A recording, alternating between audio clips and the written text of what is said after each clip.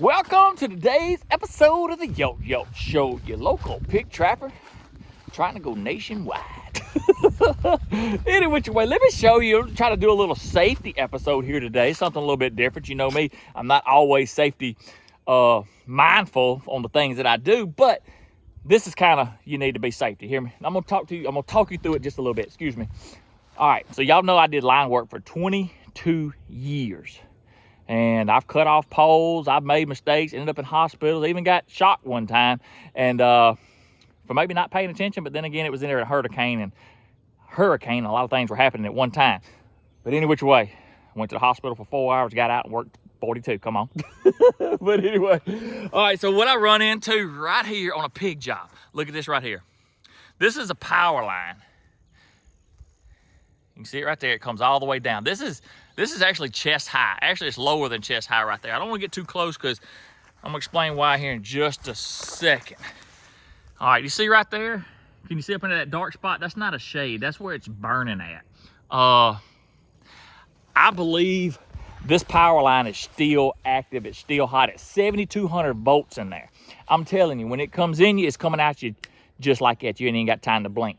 But the reason I believe it's still hot is because at the cabin, you can walk, I didn't walk all the way back. I drove back and checked the cabin, the power's on at the cabin here. And the transformer is actually fed off this side of the pole, the power line.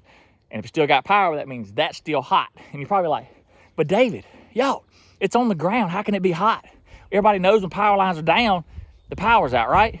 Not exactly. And the reason that being, do you see this cedar tree? How dead that is? There's no moisture in it. The power lines are not touching one another. It's just sitting there, smoking a little bit. Well, it doesn't have enough ground potential in there to trip the breaker out or the switch or wherever it's at on down the road. That being said, could you imagine coming down here turkey hunting? So you always gotta be safe minded thinking. If you were coming down here turkey hunting in the morning, you're gonna go to your spot, you're coming down here, and all of a sudden you walk up on this old tree. You know, and it's kind of in the dark. You want to stay away from it because the power line's in it, but in your mind, you might be thinking, well, it's dead. You know, we'll call Fort County when we get back. Well, when I was driving down here, of course, I drove around, but when I drove around here, I was like, man, that's odd. You know, so any which way, be mindful when you're out and about, when you see power lines down, because you need to call the rightful people. You don't need to just think that you can help. And I know a lot of farmers, you know, now the power's on in the cabin, but if your power went out, a lot of farmers or a lot of people that own equipment like tractors and stuff like that, they would probably just be more apt to want to come down here, maybe grab it with the front end loader or something and push it off and let it go back up in the air. But that being live, it could also kill you. It could also be a problem. But even if it wasn't, this is another reason why you shouldn't.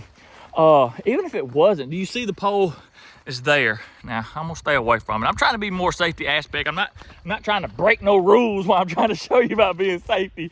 But you know, I ain't got no hard hat on, no rubber gloves and whatnot, but like that. But you see the poles here. So even if you were to try to take it off, just say that power was dead, if you were to try to take it off, it's not necessarily about getting, if you could get that tree off there, right? Yeah, you probably could. It's not a big deal. But what if the pole is rotten?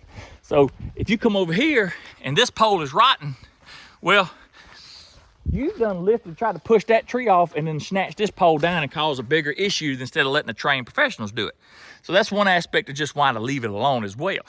Now, when you call it in, what they're gonna do is they're gonna ask you for that number right there. Most places in the county, especially Fort County, they have a tag on there, and that's a GPS location for them to be able to come exactly to that pole, to your problem, where you're not trying to tell them, pull over at Granny T's shop, you know, and go down there about 45 minutes, you know, or something like that. You can give them that number, they GPS it, they know how to get here. You can also take a picture of your house meter if you needed to, and they can get your name and whatnot, but those are some of the things. But one thing you need to understand, if you're on the phone with dispatch, and you reach up there, they're asking for a number, don't touch this pole. Don't touch this pole, don't touch any pole around it during this time, because, I'll show you right here. You see up there at the top, that insulator with the wires on top right there, that's tied in. Now, that's tied in by man. So I'm gonna tell you something, anything that's tied in by man can come untied. I don't care how tight your shoelaces you can get them, can you hear me? When something falls on it, it pulls that wire through it, and a lot of times it can come loose. The wire can sit on top of the pole.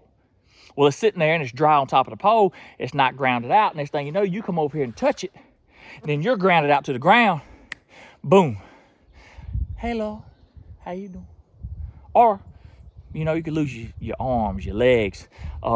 You just burn inside. You need to be very, very self-conscious of that. So don't go touching anything or whatnot like that. Just do what they ask you to do and stay away from it. Don't be like me walking around and all that carrying on.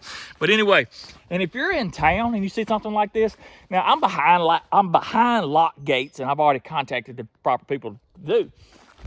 I'll lock the gates back and I'll have to leave because I got more hog jobs to do, and they know where to come to.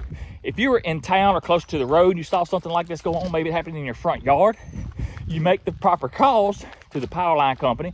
And then you also can make the proper calls to your 911, your sheriff's department, or whatnot, so that if it's close to a road or more people walking around, more of the community can kind of get into it, whether it be dogs or kids or whatnot, you can call and the sheriff's department will come out and put their blue lights on. They'll block off that section so everybody knows not to get into it. And there's some people, there's just people out there that be like, I can get that done. I get it. Even though some people in the world ain't smart and ain't helping us in this world, they still deserve to not be stupid and touch no power lines. So, anyway, I don't know if that's a bit, just trying to help you a little bit on power lines. Like I said, I did it for 22 years, and I'm glad I don't have to do it anymore. I'm glad I don't, but I'm glad there's people out there that still want to come out and do that and take care of stuff like this. So be mindful. Power lines on your property are down, call the right people. That tree may be on your property, but let the professionals handle it. Any which way, y'all have a good one. God bless, and as always, Jesus loves you.